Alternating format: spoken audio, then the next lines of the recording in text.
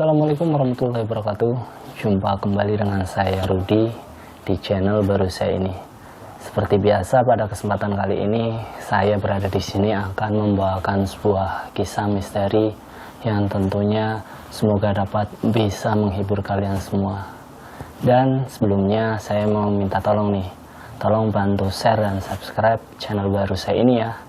Dan seperti biasa, yuk daripada kita lama-lama, langsung saja kita masuk dalam ceritanya.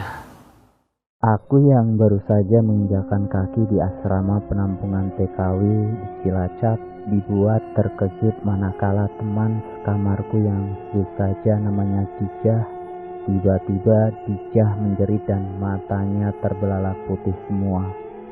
Aku yang baru siang itu datang ke penampungan TKW bingung harus melakukan apa selain hanya bisa ikut membacakan surat-surat pendek di saku di telinga Dijah. Beberapa TKW lain pun turut membantu menyadarkan Dijah dengan melantunkan ayat kursi dan memencet jempol kaki Dijah kuat-kuat. Namun semuanya hasilnya nihil. Dijah masih saja meronta-ronta dan berteriak-teriak histeris sambil menyebut, "Anakku, anakku." Selain itu Dijah sampai menendang beberapa TKW lain yang mencoba merejang tubuh Dijah saat kesurupan. Karena sudah berjam-jam Dijah ini masih juga tak sadarkan diri, akhirnya diputuskanlah Mbak Tarminah, salah seorang TKW yang bertujuan kerja ke negara Taiwan itu memanggil orang pintar yang tinggal di dekat asrama penampungan TKW. Sekitar 15 menit kemudian, Mbak Tarminah datang kembali dengan pria yang menggunakan baju koko yang disebut-sebut Pak Ustadz Gibran.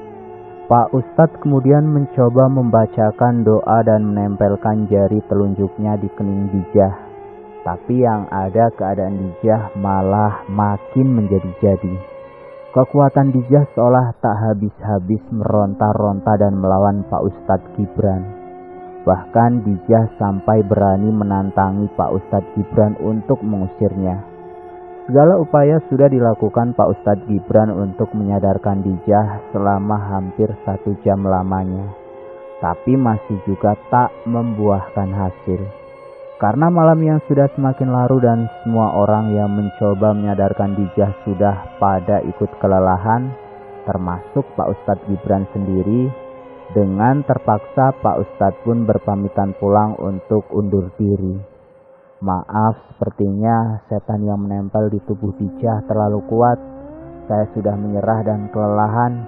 Lebih baik saya pamit undur diri saja ya," kata Pak Ustadz Gibran sambil berpamitan pulang.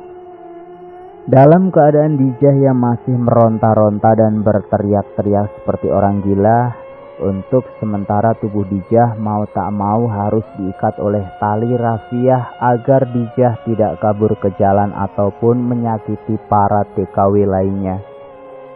Dalam suasana yang masih mencekam, salah satu pengurus penampungan TKW yang bernama Bu Lili tiba-tiba teringat akan sesuatu. Ia meminta Mbak Reni, salah satu TKW yang sudah lumayan lama tinggal di asrama penampungan, untuk memanggil Mbok Daryatun di rumahnya yang kebetulan rumahnya tepat ada di belakang asrama penampungan TKW. "Bilang sama Mbok Daryatun, jika Dijah kesurupan arwah Sumini. Tolong Mbok Daryatun segera ke asrama sekarang, karena arwah Sumini tidak mau keluar dari tubuh Dijah," pinta Bu Lili memberi pesan kepada Mbak Reni. Mbak Reni langsung mengikuti arahan dari Bu Lili untuk mendatangi rumah Mbok Daryatun. Sekedar info, Mbok Daryatun ini adalah tukang masak di asrama TKW penampungan Cilacap. Dia sudah puluhan tahun ikut bekerja sebagai juru masak di PT tersebut dari sewaktu PT penampungan TKW masih dikelola oleh Pak Sembiring yang kini sudah diwariskan ke anaknya yang bernama Pak Gultom. Singkat cerita, begitu sampai di rumah Mbok Daryatun, Mbak Reni langsung menceritakan kejadian kepada Mbok Daryatun. Dan Mbok Daryatun segera bergegas datang kembali ke asrama penampungan TKW. Setibanya di depan gerbang, Mbok Daryatun dicegat oleh Bu Lili dan ia sempat berbicara. "Mbok, tolongin Dijah yang kesurupan Sumini. Saya yakin ini pasti ulah Sumini, Mbok Dar." Karena Dijah selalu berteriak-teriak mencari anaknya dan juga memanggil-manggil nama Panji yang merupakan suami dari almarhumah Sumini. Saya pun benar-benar baru ingat, Mbok. Makanya saya meminta Reni untuk memanggil Mbok Daryatun ke sini, pinta Bu Lili. Mbok Daryatun mengangguk dan menjawab, "Iya, baik Bu Lili. Kalau memang benar itu arwah Sumini, biar saya yang mencoba berkomunikasi dengannya," saud Mbok Daryatun sambil masuk dalam asrama penampungan TKW. Ketika Mbok Daryatun masuk ke dalam kamar, entah mengapa kondisi Dijah yang masih diikat tali rafiah mendadak menjadi tenang. Padahal Mbok Daryatun sama sekali belum berbicara sepatah kata pun. Mbok Daryatun lalu datang memeluk tubuh Dijah seperti memeluk seorang anak yang telah lama berpisah dari orang tuanya. "Nak Sumini, keluarlah dari tubuh Dijah, Nak. Jangan mengganggu anak-anak di sini, Nak Sumini. Mereka tidak tahu menahu masa lalumu itu. Jangan melampiaskan dendammu pada orang yang tidak tahu apa-apa, Nak. Mbok Daryatun tahu kok kalau arwah Nak Sumini masih tinggal di kamar ini. Gak apa-apa kok, Nak. Yang penting Nak Sumini janji jangan mengganggu lagi penghuni di sini ya, Nak," ucap Mbok Daryatun sambil terus memeluk dan mengusap-usap pundak Dijah yang sedang kerasukan. Seolah mengerti apa yang diucapkan Mbok Daryatun, Dijah langsung menangis sesenggukan dan kemudian tubuh Dijah tergeletak pingsan. Sontak saja para TKW lain yang menyaksikan keanehan itu termasuk aku ikut bertanya-tanya siapa itu Sumini. Dan maksudnya apa dendam Sumini yang dikatakan oleh Mbok Daryatun barusan? Sesudah keadaan tenang dan Dijah perlahan mulai sadar, Mbok Daryatun berpesan untuk tidak melamun dan berpikiran kosong di rumah penampungan asrama ini. Karena dulu sekitar tahun 1990 awal, pernah ada TKW yang akan diberangkatkan ke Timur Tengah meninggal karena bunuh diri. Seketika kami semua langsung saling berpandang-pandangan seolah tak percaya. Mbak Reni yang penasaran langsung memburu Mbok Daryatun untuk segera menceritakan kronologi kejadiannya dengan secara detail. Sambil menghela nafas, Mbok Daryatun mencoba mengingat-ingat lagi kejadian tragis yang pernah terjadi di penampungan asrama ini dahulu. Ceritanya seperti ini. Cilacap tahun 1992.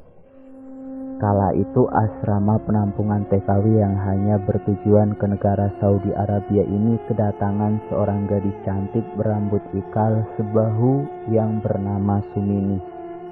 Saat pertama kali Sumini datang ke asrama, wajahnya dipenuhi lebam kebiruan dan tubuh Sumini pun terlihat sangat kurus. Sumini sangat amat pendiam. Bahkan ia jarang mau bersosialisasi dengan teman-teman penampungan lainnya. Sumini sering duduk menyendiri di bawah pohon di pekarangan belakang asrama penampungan TKW. Karena posisi pintu dapur yang menghadap juga ke arah pekarangan belakang dan sering kali Mbok Daryatun ini membuka pintu dapur, Mbok Daryatun pun sering bertatap wajah dengan Sumini. Karena kasihan, Mbok Daryatun awalnya iseng memanggil Sumini untuk ikut membantunya di dapur supaya tidak hanya duduk diam dan melamun saja di bawah pohon. "Nak, kamu ini kok ngelamun saja di bawah pohon? Apa nggak takut kesurupan kuntilanak? Daripada melamun, yuk sini bantuin Mbok Daryatun masak saja ya," sapa Mbok Daryatun membuka percakapan. Ternyata Sumini pun mau ikut membantu Mbok Daryatun di dapur. Lama-kelamaan Mbok Daryatun dan Sumini ini hubungan pertemanannya semakin akrab. Sumini menjadi sering menghabiskan waktu di dapur bersama Mbok Daryatun sehabis jam kelas bahasa yang diadakan di asrama usai. Mbok Daryatun menganggap Sumini ini seperti keluarganya sendiri. Begitupun sebaliknya. Sumini menjadi tidak lagi canggung dan kesepian setelah kenal dengan Mbok Daryatun yang mempunyai sifat humoris. Suatu ketika, tiba-tiba Sumini curhat kepada Mbok Daryatun mengenai perjalanan hidupnya yang bisa dibilang sangat panjang dan menyakitkan. Saat Sumini berusia 4 tahun, ia harus menerima kenyataan jika ia menjadi seorang yatim piatu dan diurus oleh keluarga dari pihak sang ayah. Dirawat oleh saudara dari ayah, Sumini kecil sudah terbiasa hidup dalam diskriminasi dan dibeda-bedakan perlakuannya dengan anak kandung dari saudara ayahnya itu. Berlanjut sampai dengan Sumini yang beranjak dewasa, ia pun sempat mengalami pelecehan seksual, namun kala itu ia tak berani berbicara karena takut diusir dan tidak memiliki tempat tinggal. Karena posisinya telah mengandung anak dari hasil pelecehan seksual saudara ayahnya itu, Sumini dipaksa menikah dengan lelaki yang tidak dicintainya yang bernama Panji untuk menghilangkan jejak jika Sumini telah mengandung anak hasil hawa nafsu bejatnya.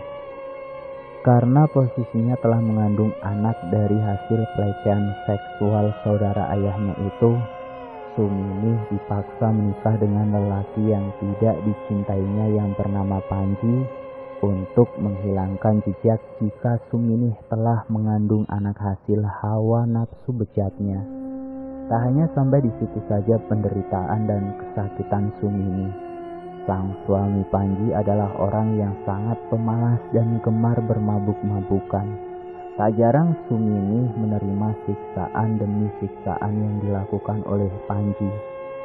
Sumini pun bercerita, ia bahkan sampai dijual kepada temannya Panji untuk disetubuhi dan dibayar seharga Rp25.000. Mbok Daryatun lalu menanyakan kepada Sumini mengapa ia bisa sampai nekat keluar negeri.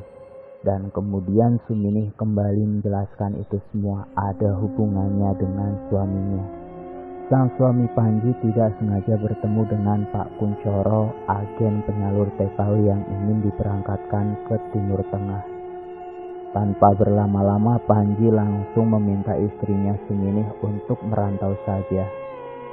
Namun saat itu karena Sumini yang masih takut dan masih belum mau jauh dari anaknya yang masih kecil, Sumini sampai harus menerima pukulan di wajahnya karena dipaksa sang suami untuk merantau menjadi TKW.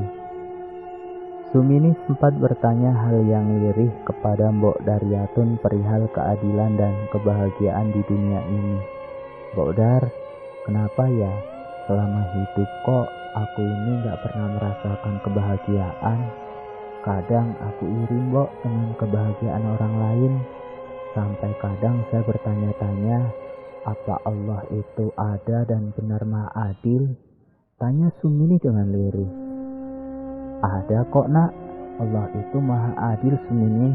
Jika kamu merasa hidup di dunia ini tidak adil, coba deh kamu lihat di luar sana. Masih banyak sekali kok orang yang mempunyai kekurangan dan berjuang melawan kerasnya kehidupan yang lebih buruk daripada yang kamu alami saat ini loh Sum." Jawab Mbok Daryatun sambil mengelus-elus rambut Sumini. Entah mungkin pertanyaan itu sebuah firasat atau pertanda buruk yang akan terjadi. Berselang beberapa hari kemudian, suami Sumini datang untuk menemui Sumini sambil membawa pesan duka. "Sumini, anak kita meninggal Sum." Ucap Panji membuat Sumini mendadak langsung jatuh pingsan. Menurut pengakuan Panji, sang anak tidak sengaja terbawa arus di parit saat sedang bermain-main. Anak Sumini sendiri baru diketemukan 2 hari setelah dinyatakan hanyut di pesisir anak sungai. Dari mulai saat itu Sumini yang sudah berubah menjadi periang dan perlahan bisa menerima kepahitan hidupnya, kini perlakuannya lebih parah dari semenjak ia datang ke asrama itu pertama kalinya. Ia tak mau makan dan tidak mau berbicara apa-apa. Sempat Sumini ini ingin dikembalikan saja ke rumah suaminya, namun karena ia sudah memiliki majikan di Arab Saudi dan akan segera diberangkatkan sebentar lagi ke negara tujuannya, jadi Suminih tidak bisa dipulangkan. Pagi itu tak seperti biasanya. Suminih terlihat wajahnya sangat sumringah sekali dan berdandan cantik. Mbok Daryatun berpikiran jika mungkin saja Suminih ini sedang belajar mengikhlaskan yang terjadi dan ingin membuka lembaran baru dalam hidupnya. Sehabis Suminih membantu Mbok Daryatun memasak, tiba-tiba Suminih meminta pinjam kunci gudang belakang dengan alasan ada barangnya yang akan dititipkan di gudang sebelum ia berangkat ke Saudi Arabia. Tak pikir panjang, Mbok Daryatun pun memberi kunci gudang belakang kepada Suminih. Sesudah lama Suminih ini tidak datang-datang lagi untuk mengembalikan kunci gudang kepada Mbok Daryatun. Mbok Daryatun lalu berinisiatif untuk mengambil kunci gudang itu kembali karena kebetulan saat itu Mbok Daryatun ini juga mau pulang ke rumahnya di belakang asrama. Mbok Daryatun mencari-cari Suminih namun tidak juga ia temukan.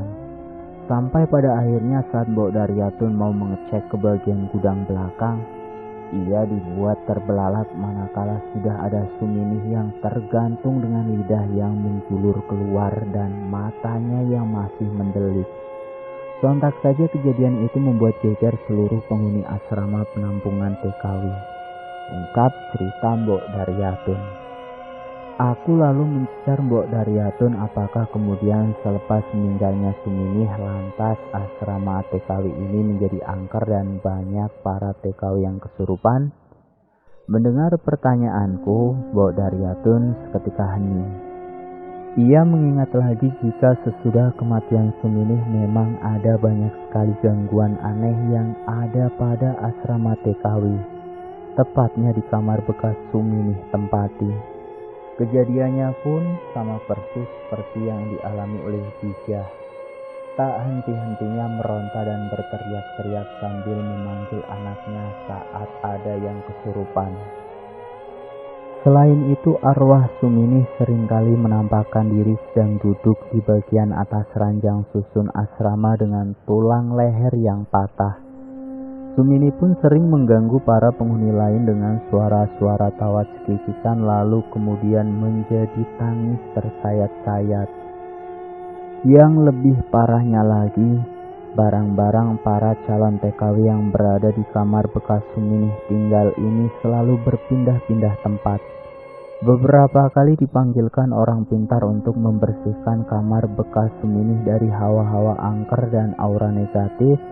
Tapi yang ada Suminih malah semakin sering menampakkan diri dan berbuat usil di kamar asrama tersebut.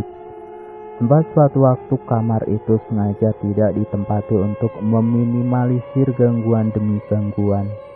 Hal tersebut cukup berhasil, membuat arwah Suminih tidak lagi mengganggu dan seolah terkunci dalam kamar tersebut.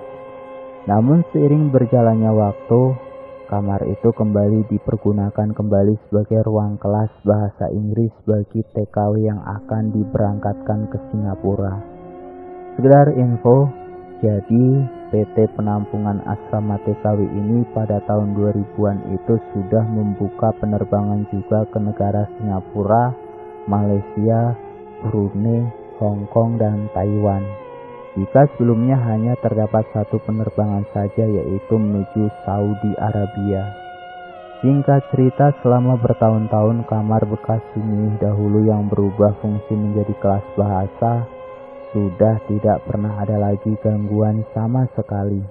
Bahkan Mbok Daryatun dan Bu Lili, dua orang saksi mata atas kejadian tragis dahulu pun sudah lupa jika ruang kelas bahasa Inggris itu sebelumnya merupakan kamar angker bekas Suminih tempati. Berlanjut di tahun 2010, karena membludaknya para calon TKW, ruang kelas bahasa Inggris itu lalu dirubah fungsi kembali menjadi kamar tidur, yang mana kamar itu adalah kamar yang ditempati oleh Dijah, aku dan 5 orang lainnya. Jelas Mbok Daryatun. Setelah Mbok Daryatun bercerita panjang lebar mengenai kamar asrama TKW yang angker itu, perlahan Dijah mulai tersadar dan membuka matanya. Ia memang mengaku saat sebelum kesurupan tubuhnya seperti ditindih oleh sesuatu dan merasa tengkuknya berat. Lama-kelamaan karena tubuhnya tidak kuat menahan beban berat, ia lalu kehilangan kesadarannya. Sudah, tidak perlu dipikirkan, arwah Suminih akan tetap ada di asrama penampungan ini. Yang penting kalian di sini jangan suka melamun dan perbanyaklah sholat bagi kalian yang beragama Muslim agar dihindari dari gangguan yang tidak kasat mata. Saran Mbok Daryatun sambil pamit untuk beranjak pulang kembali. Sesudah Mbok Daryatun pulang, aku, Dijah, dan teman-teman yang lainnya di kamar itu memutuskan untuk tidak mematikan lampu saat malam hari dan setiap malam Jumat aku berinisiatif untuk selalu mengaji bersama-sama di kamar. Sesudah Mbok Daryatun pulang, aku, Dijah, dan teman-teman yang lainnya di kamar itu memutuskan untuk tidak mematikan lampu saat malam hari. Dan setiap malam Jumat aku berinisiatif untuk selalu mengaji bersama-sama di kamar angker bekas Suminih tempati dahulu. Sesekali memang aku dan beberapa teman lainnya mengaku pernah melihat sekelebat bayangan putih ataupun mendengar suara senandung perempuan di kamar itu. Namun aku bersyukur kejadian kesurupan sudah tidak pernah terjadi lagi di sana. Dan selesai. Itulah sedikit cerita yang dapat saya sampaikan pada kesempatan kali ini. Terima kasih sudah mampir di channel baru saya ini. Wassalamualaikum warahmatullahi wabarakatuh.